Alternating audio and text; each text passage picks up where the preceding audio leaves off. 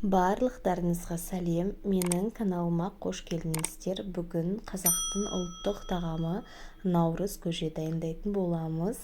Келер жылғы молшылықтың жоралғысы ретінде наурыз тойында әрбір шаңырақта міндетті түрде әзірлеген. Ең бірінші салқын суымызға етімізді салып, осылай қайнатып аламыз. Қайнағаннан кейін міндетті түрде көбігін алып шығамыз. Көбігін алып болғаннан кейін оттың астын баяу қойып етімізді пісіретін боламыз. Оған тары, арпа, бидай, бұршақ, күріш сияқты 7 түрлі дән және де ақ қосылатын болады. Қайнап тұрған сорпамызға дәміне қарай тұзымызды қосамыз. Және де бізге керек дәндерімізді алдын ала жақсылап жуып аламыз. Барлығын 2-3 рет қайтара жуып аламыз. Одан кейін осы сорпамыздың үстіне салатын боламыз. Егер де қаласаңыздар, етімізді алдын ала пісіріп, осының сорпасына жасасаңыздар да болады. Мен бірақ қайнап тұрған етпен бірге пісірдім. Себебі етімізде жұмсақ болып піседі. Барлық дәндерімізді, жуылған дәндерімізді салып, етпен бірге қайнатып алатын боламыз. Көжемізге білесіздер, кеспе саламыз. Кеспені қолымызбен илейтін боламыз. Бір ғана жұмыртқаға, осы жұмыртқаның үстіне ұнымызды шетінен қосып, қамыр илейміз. Су, тұз еш нәрсе қоспаймыз, жалғыз жұмыртқаға илейтін боламыз. Дайын болған қамырымызды жарты сағатқа бетін жауып, тындырып қойып қоямыз.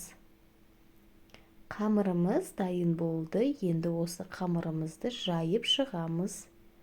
Жұқа етіп жайып аламыз. Және де видеода көріп тұрғандарыңыздай осылай 4-ке бөліп шығамыз.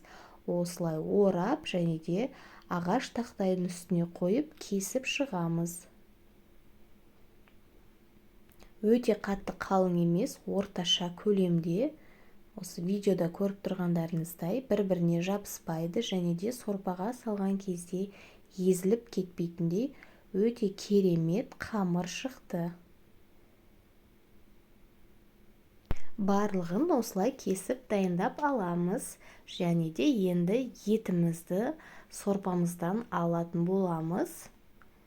Етіміз пісті. Енді етімізді бір шетке басқа ыдысқа салып аламыз. Осы сорпамыздың үстіне енді жаңағы кеспемізді салатын боламыз. Кеспені салғаннан кейін жарты сағат пісіріп аламыз. Одан кейін біздің сорпамыз, көжеміз дайын болды деген сөз. Осылай араластырып аламыз, бір-біріне жабысып қалмау керек. Енді бізде суытып қойған етімізді тураймыз. Майда бөлшекке турап, кубиктап турап аламыз. Достар, қараңыздаршы, өте керемет, әдемі, дәмді сорпа шықты. Енді осындай қатығымызды, айранымызды немесе осындай бір ыдысқа салып алып, сорпамызға қосып іше берсек болады. Сорпамыз, наурыз көжеміз дайын болды. Достар, жасап көріңіздер, өте оңай. Қазағымыздың ұлттық тағамы наурыз көжеміз дайын. Достар, сіздерге менің видеом ұнаса, менің каналыма тіркеліп, лайк басып, комментарий жазып кетуді ұмытпаңыздар. Ас болсын!